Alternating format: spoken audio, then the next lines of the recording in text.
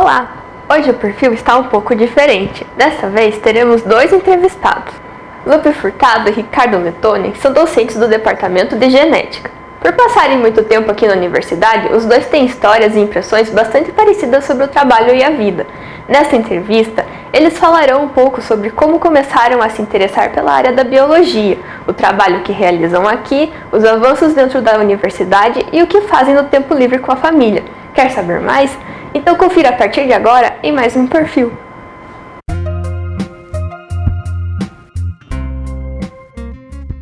Meu interesse começou já na infância, né, lá pelos 10 anos de idade, quando eu morava em sítio, em contato com a natureza, e a partir daí 10, 11 anos, quando assistia os documentários do Jacques Cousteau, então isso me interessou, pensei, eu quero fazer uma coisa nessa área de biologia. No segundo grau é que já tive interesse, quando eu tive genética no segundo grau, eu pensei, dentro da biologia, essa é uma área que me chamou a atenção. Então, quando eu vim para Curitiba para fazer o curso de biologia aqui na UFPR, eu já pensava em genética, era uma das possibilidades que eu tinha interesse. Antes de saber que eu queria biologia, eu sabia que eu queria ser cientista, e eu queria ser cientista para tentar entender melhor o mundo, principalmente o mundo vivo, mas o mundo como um todo, coisa quase nada pretensiosa, né? Então eu, desde pequena, tive muita curiosidade e tinha quase instintivamente organização científica. Então eu fazia experimentos, explodia coisas em casa, né?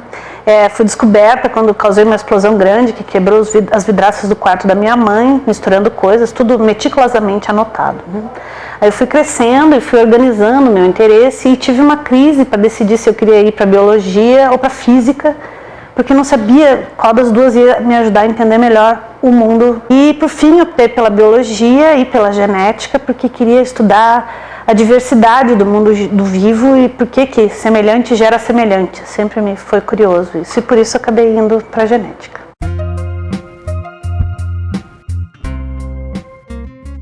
Mais para o final do curso, eu fui procurar estágio na genética, eu tinha tido aula com a professora Elide Freire Maia, e aí eu fui conversar com ela e ver se tinha uma vaga de estágio, conversei na época com o professor Glenir também, e a ideia inicial, até quando eu entrei no laboratório, era de fazer um rodízio em alguns laboratórios, porque eu não sabia dentro da genética qual área que eu queria, e eu comecei pelo da Elide, ou seja, mas comecei e não saí mais.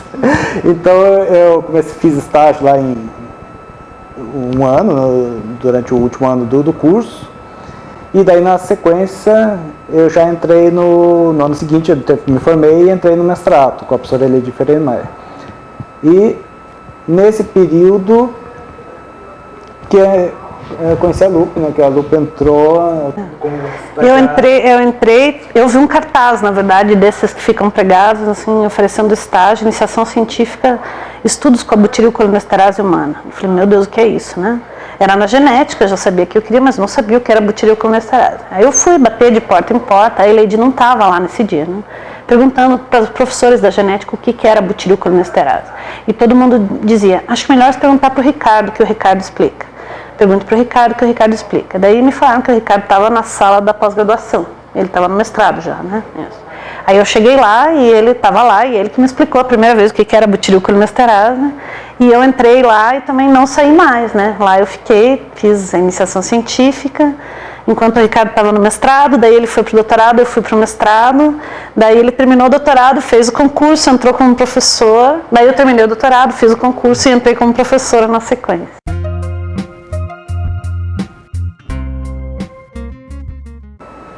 O começo foi com a butirilcolinesterase, que era uma enzima do sangue, que a professora Elide já estudava já há vários anos, essa enzima.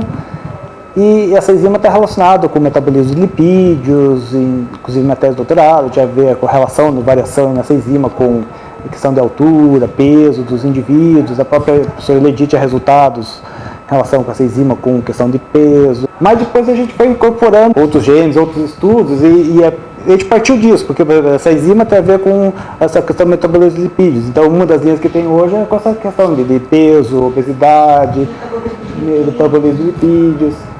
E também eu também a gente tem trabalhado com a parte de demências, principalmente a doença de Alzheimer. Alzheimer, por exemplo, quase não tem tratamento. O que tem de tratamento hoje é o quê? É inibidor de colinesterase, sendo que existe duas colinesterases, a acetilcolinesterase e a butirylcolinesterase, que era uma das coisas que a gente trabalhava. Então, a gente continua trabalhando ainda com essa enzima, mas hoje ela não é o foco principal. A gente está focando nas doenças, né? E aí expandindo a outros genes que a gente trabalha em conjunto também. A butirylcolinesterase é um elo que amarra tudo, a gente continua estudando ela, inclusive de novas formas, né, em novas espécies, procurando fazer coisas novas, né, que só a gente faz aqui, e com um grupo muito grande hoje, né? Quando a gente começou, o grupo era pequeno, sempre eram poucos alunos de pós-graduação, de iniciação científica, e hoje a gente está com 26, né, que nós contamos, eu acho que são 26 alunos, contando entre mestrado, doutorado, iniciação científica, estagiários. Então, é legal de ver, assim. Estudos com intervenção também que nós fazemos, né, com antes e depois, e as mudanças nesse perfil, por exemplo, no perfil lipídico, ao longo de uma intervenção com exercício ou com dieta, e qual é o papel dos genes e suas variações nessa resposta, né? Isso a gente faz bastante também, uma coisa nova.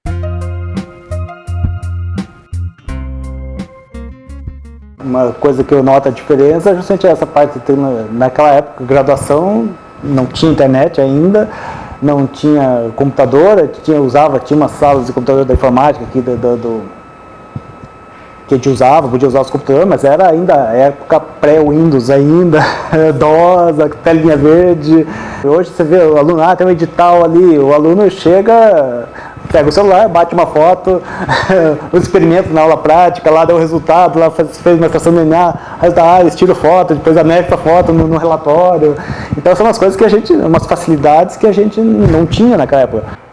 Eu me lembro do meu mestrado que eu tinha que fazer uma apresentação de uma palestra sobre organismos transgênicos, né?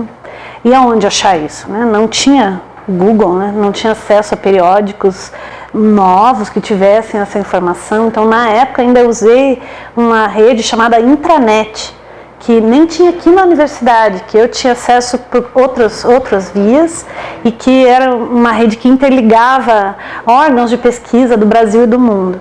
E que foi para mim assim, a primeira vez que eu tive contato com isso, e como eu achei isso assim, tão sensacional, e até hoje eu acho, né?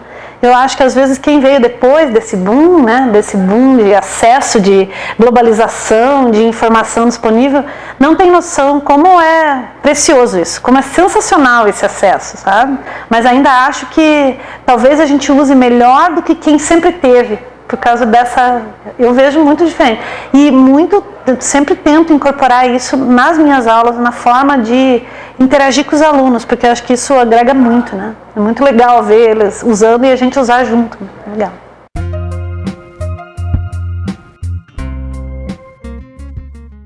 Eu fora da universidade, atualmente eu tenho filho pequeno de 6 anos, então no final de semana eu esqueço as questões de trabalho, eu vou passear com ele no parque, andar de bicicleta, a gente gosta de ir no autódromo, assistir corrida de Stock Car, corrida de moto velocidade, ou seja, são atividades mesmo com o filho que eu gosto de fazer.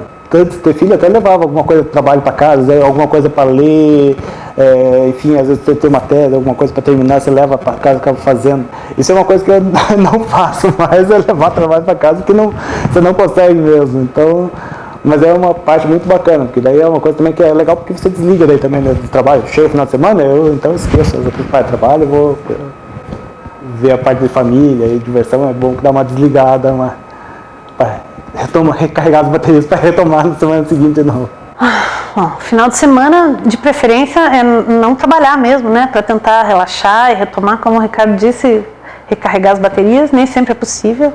Às vezes, mas eu procuro que seja bem às vezes, eventualmente mesmo, eu levo trabalho para casa, mas não dá, porque eu também tenho um filho pequeno, da mesma idade do filho do Ricardo, eles têm 1 mês e 15 dias de diferença, né? Tem 6 anos, então é uma demanda altíssima, é divertido, né? A gente gosta muito de conversar, ele gosta muito de conversar, ele é filosófico, toda criança é filosófica, o meu é especialmente filosófico, né? Ele gosta de ler, a gente gosta de ler Harry Potter, estamos lendo o livro 3 do Harry Potter, emocionantíssimo, né? A gente gosta de jogar videogame junto, de andar de bicicleta, ir no parque, nadar quando está calor, é uma atividade muito legal que a gente gosta de fazer também.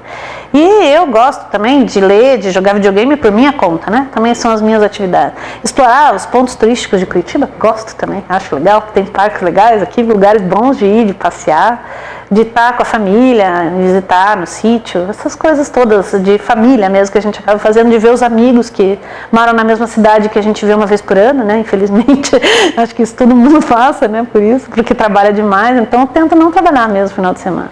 Às vezes até estar com os amigos daqui, que a gente só vê aqui, estar fora daqui também é legal, quando é possível a gente faz isso. Acho que isso tudo. E com relação à questão do que a maternidade mudou na minha vida, mudou desde sempre. Eu tive meu filho mais velho quando eu estava no primeiro ano da graduação. Eu sempre fui mãe, desde que eu deixei de ser filha para ser mãe muito novinha. Então, e por opção minha, sempre quis ser mãe. E ao mesmo tempo queria ser cientista, então foi uma opção ter um filho cedo, para não ser difícil de continuar a minha carreira acadêmica e para não adiar demais a maternidade, que era uma coisa que eu queria. Então, sempre fez parte.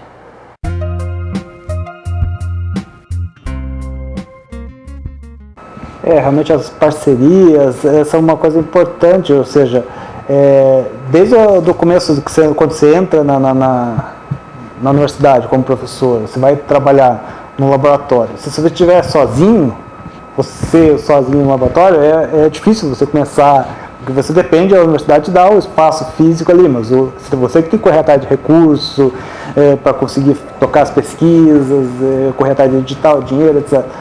E desde a parceria interna, que, por exemplo, a gente trabalhando em conjunto, eu e a Lupe, a gente trabalha em conjunto, a gente consegue mais facilmente tocar as coisas do que fosse uma pessoa sozinha.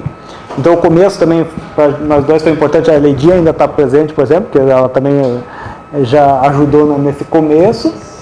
E as parcerias que a gente faz fora, ou seja, né, por exemplo, no Hospital de Clínicas, no Instituto de Neurologia de Curitiba, onde a gente tem as parcerias para conseguir amostra, por exemplo, para os casos de Alzheimer. E a Lupe tem a parceria com a Educação Física. É o núcleo de qualidade de vida lá da pós-graduação da Educação Física, aqui da UFPR mesmo, né? Nós trabalhamos junto com ele nesses estudos de intervenção. Isso agrega muito valor, né, ao nosso trabalho. E acho também que o processo, mesmo só entre nós, o processo criativo, de criação científica mesmo, é muito bom, porque você tem alguém que trabalha com você, que entende a tua língua e você pode trocar ideia, né? E isso faz com que a gente sempre tenha novas ideias, a gente tem um banco de ideias infinito. Eu acho que ele é infinito, não cheguei no topo ainda, né? Não vou dizer no fundo, que no fundo é triste, né? No topo dele ainda, né? Então a gente acaba sendo estimulante, assim como os alunos, né? Também participam disso, a gente procura fazer as reuniões para troca de ideia com todo mundo, os nossos alunos de pós-doutorado também a gente procura agregar, os outros pesquisadores, e quem quiser fazer parceria, nós estamos abertos a novas parcerias, né? Então acho que Não deixe de curtir nossa página no Facebook, lá estão todos os nossos informativos. E se quiser rever estes e outros vídeos da ASPEC, acesse o site do setor de Ciências Biológicas. Até a próxima!